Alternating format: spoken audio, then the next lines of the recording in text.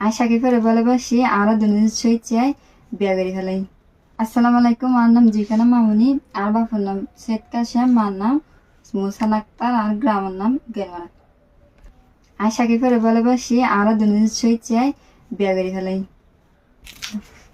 তোরা আর নতুয়া আর দুজন ভালো আছি। আর কেস নগরী যা আর হয়রানি নগরী যা রুগিরে মামলা না দিয়া হয়রানি নগরী যা আজ তার হাতে আই যদি আরো রুগিরে হয়রানি করা আই উল্লা তোরালে প্রতিবাদ করতে বাধ্য।